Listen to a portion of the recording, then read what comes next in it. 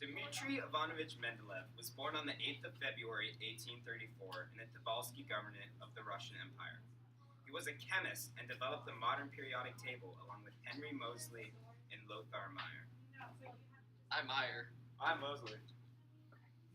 His family was not wealthy, so his mother took him across Russia to Moscow. The university in Moscow did not accept him.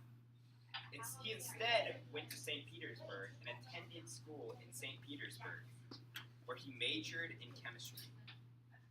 Mendeleev then became a professor at the St. Petersburg Technological Institute and the St. Petersburg State University in 1864. Over the next 5 years, he became internationally renowned and started his work on the periodic table,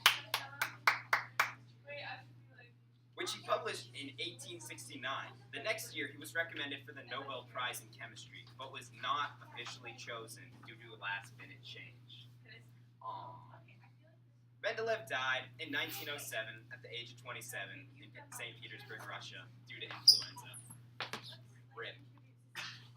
Now stop the video. At the time of his research, there were many ways of arranging the elements. Johann Dobereiner, a German chemist, had already noticed that some elements had similar properties.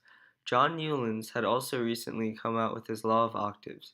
He did this by first arranging the elements by a relative atomic mass.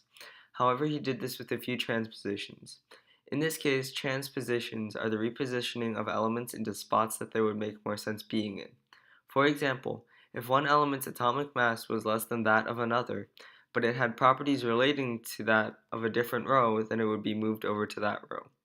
Newland's law stated that the elements, when arranged by atomic mass, that every eighth element after, or element directly to the right or left of the element, would have properties similar to the said element. However, when he created his periodic table, he did not know what elements were going to be discovered in the future. So, he left spots in the periodic table in which could be filled in the case of an element being discovered. Mendeleev did not do an actual experiment. He did compile data in order to reach a conclusion about how the elements should be organized. Mendeleev looked at the law of octaves and a list of elements and saw a way to organize them. He took all of the known elements and organized them by atomic mass. He used the fact that physical and chemical properties repeated and put them in rows of similar elements. One of the most important things he did in this table was to put gaps where undiscovered elements could be put in the future. These were predictive, as he thought they were elements that hadn't been discovered. This proved to be correct, and the elements he predicted even shared the correct properties. Mendeleev's model is the basis for the modern periodic table, and it remains mostly similar despite small shifts and changes. Many others have attempted to make an organized version of the elements. He was the first to make a table that allowed for the addition of new elements. The malleability of the table has allowed it to become a very useful tool for all types of scientists, and it is still used today. Mendeleev changed the way elements were organized.